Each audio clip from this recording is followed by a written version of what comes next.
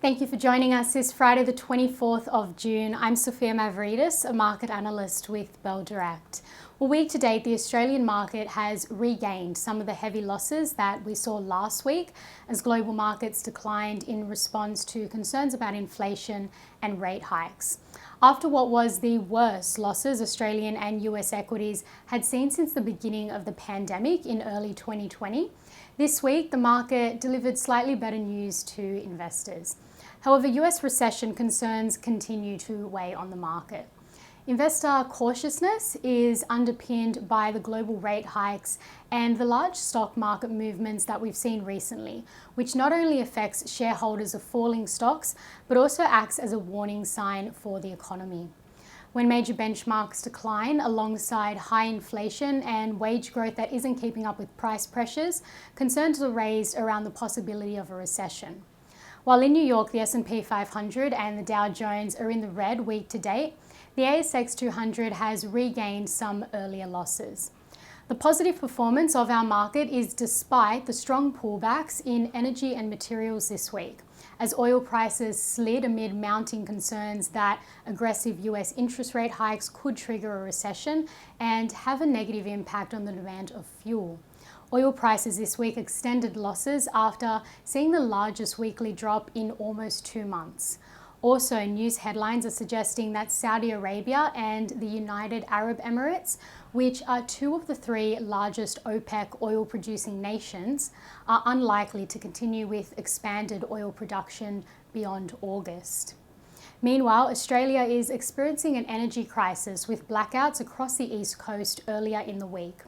This essentially started with the sanctions against Russia, limiting imports of oil and gas, hence driving demand. In addition, a price cap of $300 a megawatt hour has been imposed, causing power generators to withdraw energy capacity from the market. Now, imposing this price ceiling means that generators were forced to cut supply because it cost them more than the price cap to produce. Hence, they would be supplying customers at a loss. So Australians have been asked to conserve energy. Now, with the decline in energy shares, a stock that you may consider is Cooper Energy, COE, which Bell Potter rates as a buy. The company has announced an agreement with APA Group to acquire the All-Bust gas producing plant, and the company will raise $244 million in equity via an institutional placement and entitlement offer. Now, on the other hand, the real estate sector is to thank for pulling the market higher this week, advancing 4.5% as investors capitalised on signs that property shares were oversold after the RBA's interest rate rise. Centura Industrial, Goodman Group and Lifestyle Communities were among the stocks in the sector that made strong gains. Taking a closer look at the ASX 200, the best performing stock was PointsBet Holdings, PBH. The corporate bookmaker announced the placement of 38.75 million shares at an issue price of $2.43 per share to SIG Sports Investments.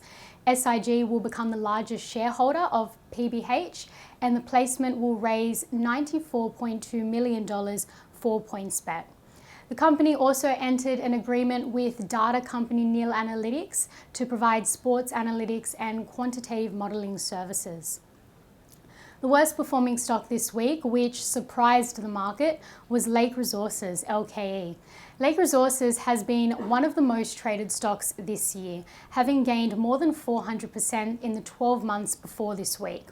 On Monday, Lake Resources made its debut on the ASX 200 index, and in Monday's session, the stock plunged 17%. LKE extended its decline, dropping 55% this week. The fall eventuated after the surprising departure of the company's managing director, who also sold his 10.2 million holding earlier this week. He has provided no reason for his departure. So this sell-off saw Lake Resources on the top of the list as the most traded stock by Bell Direct clients this week.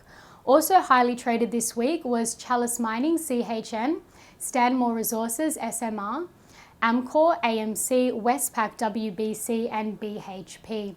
Clients also bought into Rio Tinto, RIO and Fortescue Metals, FMG, while took profits from ANZ and CSL. And the most traded ETFs this week were the Beta Shares Geared Australian Equity Hedge Fund, GEAR, and the Vanguard Australian Shares ETF, VAS, and the Beta Shares US Equity Strong Bear Hedge Fund, BBUS. End-to-end economic data to look out for next week.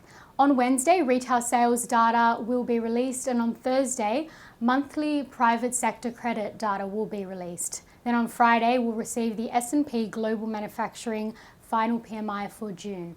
This data highlights the trends in the manufacturing industry currently and provides information on current and future business conditions for investors, business decision makers, and analysts.